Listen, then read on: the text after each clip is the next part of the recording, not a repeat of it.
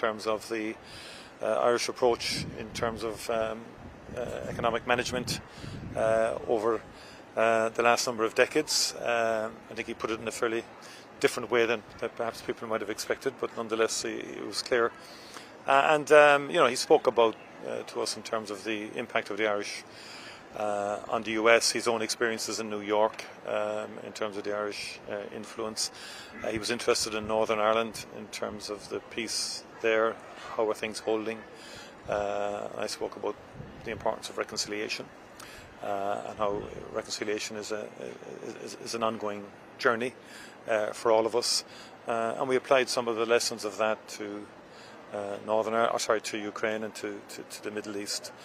So overall, a very, very positive, I thought, engagement. My overriding objective was to try and present the narrative and the story that Ireland's relationship with America is a two-way relationship economically.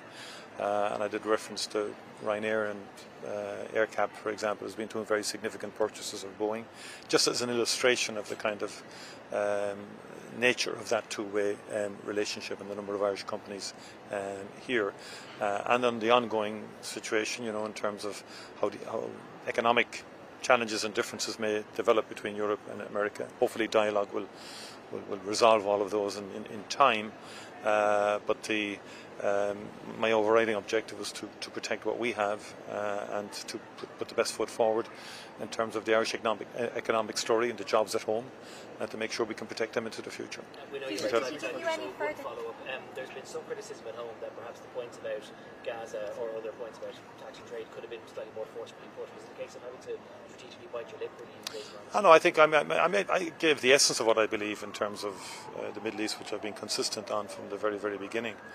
And I've been interested in the Middle East for a long, long time. I got the opportunity to give the broad approach of the Irish. I think I used that phrase, humanitarian impulse, which is, I think, the bedrock of Ireland's interest in the Middle East and interest in peace and a two-state solution. So. Okay, folks, we'll get the questions tomorrow. Delighted that the President knew nothing about Sinn Féin and their decision to boycott the event. I think look, I'm not going to comment on that. I note that there was a strong presence from Northern Ireland at the lunch. Saw Hilary Bender, the Northern Secretary of State. I met with the Friends of Ireland just now, and they were appreciative of the progress that has been made in respect of the relationship between the United Kingdom government and the Irish government. And I briefed them on how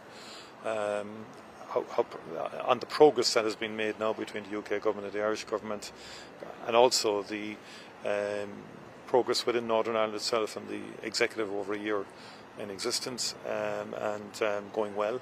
And the chemistry between the First Minister and Deputy First Minister and so on being very positive.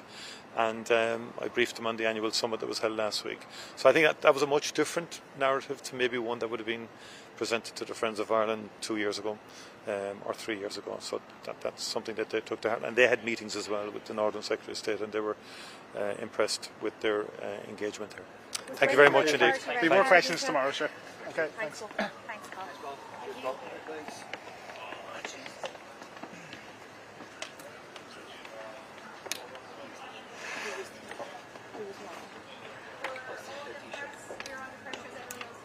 Grant.